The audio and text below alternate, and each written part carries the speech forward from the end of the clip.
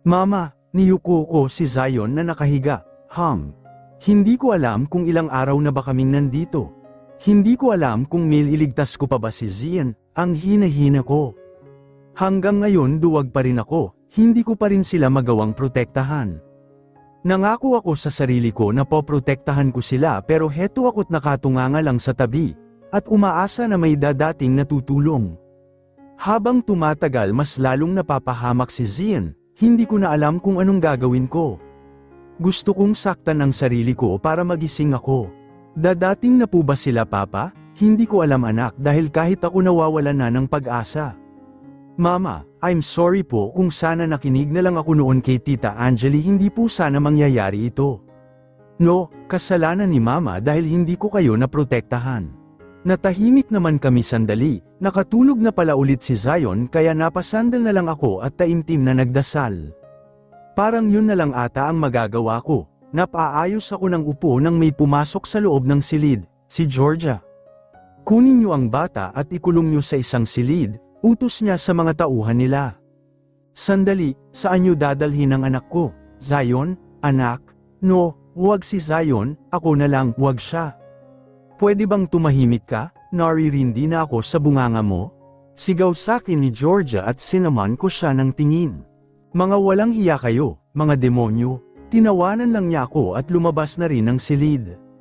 May kailangan akong gawin, nagpalingalinga ako sa paligid ko at may namataan akong isang matulis na bagay. Kaya gumapang ako papalapit doon at tumalikod, tsaka ko kinaskas ang tali sa pako na nakausli. Napakagat ako ng labi nang masugatan ako sa pako, ramdam ko pa ang pagtulo ng dugo. Pero hindi ko yun ininda. Pinagpatuloy ko pa rin ang pagkastas hanggang sa nakaalas na ang tali ko sa pulsuhan ko. Agad-agad kong tinanggal ang tali ko sa kamay at ang sinunod ko naman ang tali sa mga paa ko. Nakarinig ako ng kaluskos kaya bumalik ako sa pwesto ko at nagpanggap ako na tulog. Napasilip ako at 2 tao ulit ang nagbantay sa labas ng silid ko, kaya nagmadali ulit akong kalasin ang mga tali ko sa mga paa, at nagtagumpay naman akong natanggal ito, kaya agad akong tumayo at sumandal sandali sa pader habang hinihingal. Naghanap ako ng makapal na kahoy sa paligid ng silid at hindi ako nagkamali, meron akong nakita kaya dahan-dahan akong naglakad para kuhanin yun, huminga ako ng malalim bago ako dahan-dahan ulit naglakad palapit sa pintuan. Pigil hininga ko nang hampasin ko ang 2 bantay at nawalan agad sila ng malay. Sumilip muna ako sa labas kung marami bang bantay, at nakahinga ako ng maluwag nang makitang walang tao sa labas. Kaya dahan-dahan akong lumabas at napansin kong isa itong mansion. Maraming kwarto ang nandito at hindi ko alam kung saan nila dinala si Zion at si Zion. Naglakad ako sa buong hallway at inisa-isa ko ang mga pinto ng mga kwarto hanggang sa nasilip ko ang control room kung saan maraming CCTV. Tahimik akong pumasok sa loob at hinampas ko ng kahoy ang 3 bantay sa control room at nawalan agad sila ng malay. Binitawan ko muna ang kahoy na dala ko, at agad akong nagpunta sa harapan ng computer, tiningnan ko isa-isa ang laman ng TV, at napansin ko sa isang basement na nandun si Zion, nakatali ang mga kamay at paa. At tiningnan ko pa ang iba hanggang sa mapadako ang mata ko sa isang parang laboratory room, at nandun si Zion na nakahiga at maraming aparates ang nakakabit sa katawan niya. Napahawak ako sa dibdib habang nanginginig kong pinindot sa keyboard hanggang sa mapatay ko lahat ng CCTV. Muntikan pa akong bumagsak dahil sa panghihina ng mga tuhod ko, pero nakabalanse ako at kinuha ko na ulit ang kahoy na dala ko kanina. Akmang lalabas na ako nang makarinig ako ng iilang mga yabag, kaya napasandal ako sa pader at napahinga ng malalim. Nang wala na akong marinig na mga yabag, agad-agad akong umalis sa control room at pinuntahan ko ang isa pang basement kung saan naroroon si Zion. Mahigpit ang hawak ko sa dala kong kahoy habang binabagtas ko ang daan, pero napatago ako sa isang gilid ng may 2 tauhan na nakabantay sa silid ni Zion. May utos na ba sila madam? Wala pa nga eh. Ang sabi bantayan lang daw ang bata. May ginagawa pa sila sa isang bata na nasa loob ng laboratory. Mukhang si Zion ang tinutukoy na isang bata, kailangan ko na silang iligtas. May narinig ulit akong mga yabag na parang nagmamadali, kaya napasiksik ako lalo sa gilid at mas lalong humigpit ang hawak ko sa kahoy na dala ko. Mga pre, nakatakas yung babae, malalagot tayo, patay na rin lahat ng CCTV. Ano, halika hanapin natin, paano ang bata? Kailangan muna nating hanapin ang babae, malalagot tayo. At narinig ko na lang ang mga yabag nilang papalayo sa kinaroroonan ko, kaya nakahinga ako ng maluwag bago ako lumabas sa pinagtataguan ko. Nilinga ko pa ang paligid baka may mga tauhan pa, pero mukhang lahat sila pinaghahanap ako. Kaya wala na akong sinayang na oras, agad kong tinungo ang silid ng kinaroroonan ni Zion. Zion anak, agad naman siyang bumangon at nanlaki ang mga mata niya at sinenyasan ko siyang huwag maingay. Sinaktan ka ba nila anak? Tanong ko sa kanya habang nagmamadali kong kinakalas ang mga tali niya sa mga kamay niya at paa. Hindi po, makinig ka kay mama, baby, okay? Ililigtas natin si Zion, kumapit ka lang sa akin ng mabuti. Tumango ulit siya kaya hinawakan ko na siya sa kamay at akmang lalabas na kami nang. Napaatras kami sandali nang tutukan kami ng baril ng isa sa mga tauhan ni Georgia. Pag sinabi kong tumakbo ka, okay? At tumango siya pero may halong pag-aalala kaya nginitian ko siya. Hintayin mo ako sa labas, magtago ka, okay? Huminga ako ng malalim bago ko binitawan si Zion. Takbo, sigaw ko kay Zion, at tumakbo siya palabas, hahablutin sana siya nang sugudan ko ang lalaki at inagaw sa kanya ang baril. Masyado siyang malakas pero kinaya ko siya, tinuhad ko ng malakas kaya napadaing siya, at saka ko kinuha ang pagkakataon para hampasin siya ng kahoy sa ulo, at agad naman siyang nawala ng malay. Gigil na pinaghahampas ko siya nang wala na talaga siyang malay, yun na rin yung hudyat para umalis ako sa silid. Napansin ko si Zion na nakatago sa gilid, kaya kinuha ko na agad siya at binuhat, tsaka ako tumakbo patungo sa laboratory kung nasaan si Zion. Mama, natatakot po ako, nandito si Mama, hindi ko kayo pababayaan. Nagtago muna kami sa gilid dahil halos dumadami na ang mga tauhan nila. Mahigpit na niyakap ko si Zion habang nakatago kami sa isang gilid, mabuti na lang madilim dito. Napatalon pa ako sa gulat nang makarinig kami ng putukan. Madam, pinasok tayo, napapikit ako at nagkaroon na ng pag-asa. Nandito na sila Boris, halos maiyak ako sa tuwa, may iligtas na kami. Ano pang ginagawa nyo, labanan nyo, mga bobo, rinig kong sigaw ni Senet sa mga tauhan niya. At nakarinig ako ng mga ilang yabag, sumilip ako nang makita kong wala nang masyadong mga tauhan nila kaya agad akong lumabas sa pinagtataguan ko, at tahimik na naglakad patungo sa laboratory habang buhat-buhat ko si Zion. Nakarinig pa ako ng mga pagsabog, Diyos ko po, sila Boris, wag naman sana. Hihinto pa sana ako pero naisip ko si Zion kaya pinagpatuloy ko ang pagbaba sa underground, kasi nandun ang laboratorio nila. Konting tiis pa anak, napatago ulit ako sa gilid nang makitang nagmamadaling lumabas si Georgia habang may hawak ng baril. Hanggang sa mawala na siya sa paningin ko, pinagpatuloy ko ang paglalakad at walang sinayang na sandali, agad akong pumasok sa loob ng laboratorio. Halos manghina ako nang makita ko ang kalagayan ng anak kong si Zian, parang wala na siyang buhay sa lagay niya. Diyos ko po, anak, anong ginawa nila sa'yo? Sino ka? Paano ka nakapasok dito, Erlinda? Napalingon ako at laking gulat ko na kilala ko ang taong naka-lab coat. Family doctor ka namin, anong ginagawa mo dito? Huwag mong sabihin kasabwat ka nila. Ikaw yung naglagay ng lason kay Arminde noon, tapos ang anak ko naman ngayon? Unti-unti nang namumuo ang galit ko kaya binaba ko na muna si Zion at pinatago ko siya. Magpapaliwanag ako, lumuhad siya sa harapan ko, pero hindi ko siya pinansin at sinugod ko na siya at sinakal, wala akong pakialam kung mapatay ko pa siya. Walang hiya ka. Kasabwat ka pala nila, gigil na sambit ko sa kanya habang sinasakal ko siya. Patawarin mo ako, pagmamakaawa niya sa akin kaya galit ko siyang binitawan. Nanginginig kong tinuro ang kinahihigaan ni Zian. Tanggalin mo lahat ng nakakabit sa anak ko, at itigil mo ang ginagawa mo sa kanya, galit na sigaw ko sa kanya. Kaya napatakbo siya sa kinaroroonan ni Zian at kung ano-ano ang pinaggagawa niya roon. Bilasan mo, naiiyak na sigaw ko sa kanya at napahilamos ako sa mukha habang nakatuptap ako sa daliri. Nagpalakad-lakad ako sa harapan nila at paulit-ulit na napasuklay ako sa buhok ko dahil mas lalo akong kinakabahan. Napahinto ako nang makarinig ako ng ingay na parang nanggagaling sa aparates ni Zian.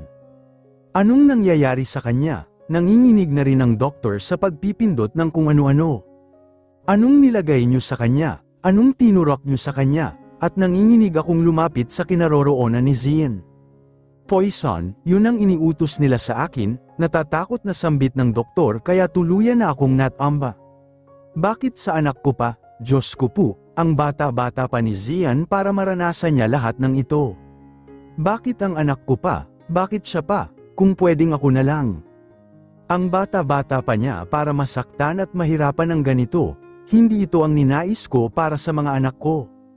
Hindi sila dapat madamay dito, nagising ako bigla sa realidad nang marinig kong tumunog ng tumunog ang machine, kaya agad-agad akong lumapit kay Zian, tinulak ko ang doktor at nanginginig ko pang inalis ang mga aparato kay Zian. Mas lalo akong nataranta ng kumbulsyunin si Zian, pinagpatuloy ko pa ring patayin ang machine at maingat kong inalis ang mga aparato na nakakabit sa kanya. Zian anak, nandito na si mama, nandito na rin sila daddy, kaya mo ito anak, wag mo kaming iiwan, nanginginig na sambit ko sa kanya habang umiiyak. Nang matanggal ko na, agad-agad ko siyang binuhat at kinuha ko yung nakita kong kumot at inilapag ko ron si Zian. Magagamot ka na anak, lumaban ka please, niyakap ko si Zian ng mahigpit at napahagulgol na lang ng iyak. Anak lumaban ka dahil lalaban din ako para sa inyo. Oh my God Erlinda, nanatili lang akong nakayakap kay Zian habang umiiyak, hindi ko pinansin ang mga lumapit sa amin. Mama, nilingon ko si Zion at niyakap din siya at unti-unting kumuyam ang mga kamao ko. Galit na galit ako sa ginawa nila sa pamilya ko. Napaka-demonyo nila, napakahayop. Mga halang ang kaluluwa, Erlinda, mariin kong pinunasan ang mga luha ko at walang emosyon akong tumayo. Wala na akong naiisip na iba kung hindi tapusin ang lahat ng ito. Hindi ko na kaya kung may mapapahamak ulit, inabot ko si Zian kay kuya at pinahawakan ko naman kay Tintay si Zion. Anong ginawa nila kay Zian? Rinig kong galit na tanong ni kuya at ramdam ko ang galit niya. Walang emosyon kung inagaw sa kanya ang hawak niyang baril, nagulat naman sila sa ginawa ko. Erlinda, anong ginagawa mo? Akin na yang baril, at inaabot niya muli sa akin ang baril pero tinabig ko ang kamay niya. Dalhin niyo ang mga anak ko sa ospital, lalo na si Zian, nilingon ko sila at nagulat sila sa reaksyon ko. Erlinda, nag-aalalang sambit ni Tintay sa pangalan ko kaya tinanguan ko lang siya. Anong gagawin mo Erlinda? Dito ka lang, sila Boris na ang bahala sa mag-inang yon. Ako mismo ang tatapos nito, malamig na sambit ko sa kanila at napatulala ako sa ibang direksyon. At sunod-sunod na tumulo ang mga luha ko pero nakakuyom ang mga kamao ko. Tatapusin ko kung ano ang naumpisahan nila, pagbabayarin ko sila sa lahat ng mga ginawa nila, kay mama, kay Arminda, at sa mga anak ko, mariin kong pinunasan ang mga luha ko. Kahit patayin ko pa sila, wala akong pakialam, kulang pa yung buhay nila para sa lahat ng kademonyuhan nila, mariin kong sigaw sa kanila. Nilagyan nila ng laso ng buong katawan ng anak ko. Sa tingin nyo anong mararamdaman ko? Masakit para sa akin bilang ina na makikita ko ang mga anak ko na nahihirapan, nasasaktan at nagdudusa. Wala akong ibang nararamdaman kung hindi galit, kaya tatapusin ko na ito para mabigyan na ng hustisya ang ginawa nila sa pamilya natin, mariin ko silang tiningnan at ikinasa ko ang baril na hawak ko. Kaya pakiusap dalhin niyo ang mga anak ko sa ospital, huling sinabi ko sa kanila bago ako mabibigat na naglakad palabas ng laboratorio. Nakalabas na ako ng mansion at parang gubat ang kinalalagyan namin ngayon. Nakakarinig pa ako ng ilang putok ng baril pero wala akong pakialam. Ang kailangan ko lang hanapin si Georgia at si Sennett. Marami pang bangkay ang mga nadadaanan ko pero hindi ko yun pinansin, sila Georgia ang kailangan ko at hindi sila. Nahirapan pa akong hanapin sila dahil sa laki ng lugar na ito, hindi ko alam kung saan banda kami sa Pilipinas naruroon. Muntikan pa akong mapatili nang may humila sa akin pero natahimik ako nang makitang si Boris yun. Erlinda, walang pasabi na hinalikan ako kaya bigla akong nawala ng lakas at ngayon ko lang naramdaman ang panghihina. Boris, hindi siya nagsalita bagkus hinalikan niya lang ako. Boris, may kailangan lang akong, natigilan ako nang mahawakan ko ang bewang niya at nanlaki ang mga mata ko nang makitang dumudugo ito. Anong nangyari sa'yo? Nag-aalalang tanong ko sa kanya at hinawakan ko siya sa mukha niya. Ayos lang ako, kumusta ang mga bata? Napaiwas ako ng tingin sa kanya at napakagat na lang ako sa lobby at pinipigilang huwag maiyak. Ayos na si Zion pero si Zian, magiging maayos din ang lahat.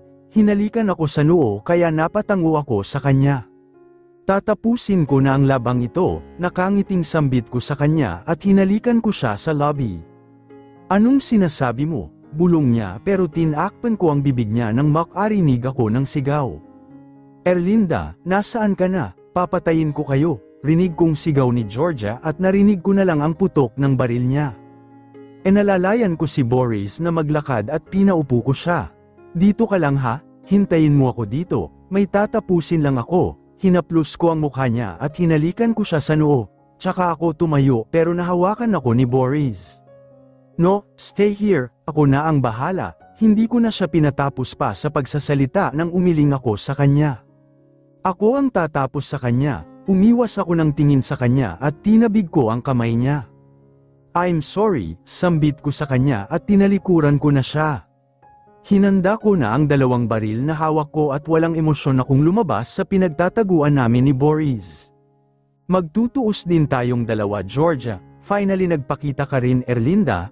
Nakangising sambit niya sa akin at tinutukan ako ng baril kaya walang emosyon ko din siyang tinutukan ng baril. Nagpaikot-ikot kami habang nakatutok ang mga baril namin sa isa't isa. Setang 2, ikaw ang boba, sigaw ko sa kanya pero tinawanan lang niya ako. Oh dear, huwag kang magpatawa, hindi ba nga ikaw itong parang asong nakabuntot noon kay Zion, pinagsisiksikan mo pa ang sarili mo sa kanya kahit hindi kanya mahal. Imbis na masaktan ako tinawanan ko lang din siya. Pero hindi mo may aalis na ako na ang mahal ngayon ng asawa ko, akin siya at hindi sayo, pagbabayaran nyo ng nanay mo ang ginawa nyo sa pamilya ko, gigil na sigaw ko sa kanya at sinipa ko siya ng malakas kaya natemba siya at nabitawan niya ang hawak niyang baril. Dinamba ko siya at gigil ko siyang pinagsasampal. Kulang pa ito sa lahat ng ginawa nila. Kulang pa ito sa ginawa niyo kay Arminda, at lalong-lalo na sa mga anak ko, gigil na sambit ko sa kanya habang pinagsasampal ko siya. Malakas niya akong tinulak kaya nabitawan ko siya, akmang susugudin niya ako ng sip-ain ko siya at gumapang ako para maabot ko ang baril. Pero hinila niya ang paa ko at hinablat niya ang buhok ko, kinaladkad niya ako. Kahit masakit pinilit kong hampasin ang kamay niyang nakahawak sa buhok ko. Papatayin kita para sa akin na si Boris, para ako na ang asawa niya, at ikaw, uuurin ka sa lupa. Nakatawang sambit niya at sinampal niya ako ng malakas. Yun ay kung mapapatay mo ako, sambit ko sa kanya at malakas ko siyang sinipa na siyang kinaatres niya. Sumuko ka na, Georgia, pwede ka pang magbago? No, kailangan muna kitang mapatay. Para magsama na kami ni Boris, parang nababaliw na saad niya. Mukhang nawala na siya sa katinoan. Tumigil ka na, kahit anong gawin mo hindi na babalik sa'yo si Boris. Tama na, Georgia, madami na kayong nasaktan, tama na, umiling-iling siya sa akin habang nakasabunot sa buhok niya. Shut up, akin si Boris, akin lang siya. Nagpaputok siya ng baril sa itaas kaya napatalon pa ako ng bahagya. Hindi, Georgia, please itigil muna ito, sigaw ko sa kanya at nanlilisik ang mga mata naman siyang tumingin sa akin. Ikaw ang dahilan kung bakit nawala sa akin si Boris, papatayin kita, sigaw niya kasabay ng pagputok niya sa baril niya. Parang slow motion pa ang paglapat ng bala sa katawan ko, at napatulala na lang ako sa kanya at sa katawan kong unti-unti nang napupuno ng dugo. Hahaha, yan ang bagay sa'yo. At pinaputukan pa niya ako ng isa kaya napaluhod na ako sa lupa at naubo na may kasamang dugo. Hahaha, mamatay ka, makakasama muna ang kakambal mong walang kwenta, nababaliw na saad niya at papaputukan pa sana niya ako, nang itutok ko sa kanya ang hawak kong baril kahit nanginginig ako at nanlalabo na ang mga paningin ko. Isasama kita sa impyerno, nahihirapang saad ko sa kanya at pag-apang kong kinuha ang baril, at dahan-dahan akong tumayo at hindi iniinda ang tama ng baril ko. Nanginginig ang mga kamay ko habang nakatutok sa kanya ang baril, pero natigilan ako nang may humawak sa kamay ko kaya nanlalaki ang mga mata ko. Arminda, sabay tayong lalaban, di ba? Umiiyak akong tumango sa kanya kaya parehas naming nilingon si Georgia na tuluyan ng nabaliw, at sunod-sunod ng putok ng baril ang tumama sa kanya. Kasabay ng pagbagsak niya sa lupa ay kasabay din ng pagbagsak ko. Napadaing ako at napahawak sa dibdib ko na may tama ng bala, at napatingala sa maitim na kalangitan at napangiti na lang. It's all over now, Arminda. Salamat Arminda, nandito lang ako palagi para sa'yo, mahal na mahal kita. Napaluha na lang ako habang nakangiti at kahit namamanhid na ang katawan ko. Naluluha ako sa galak dahil natapos na rin ang lahat. Nabigyan ko na rin ng hustisya si Arminda at ang buo kong pamilya. Erlinda, huwag kang pumikit. Napangiti ako nang makita ko si Boris habang hawak-hawak ang kamay ko. Huwag mo kaming iiwan please. Mahal na mahal kita. Naluluhang sambit niya kaya napangiti ako sa kanya kahit nanginginig na ang braso ko, pinilit kong abutin ang mukha niya. Mahal na mahal din kita. At tuluyan nang bumagsak ang kamay ko sa lupa. At unti-unti na akong napapikit. Sa wakas makakapagpahinga.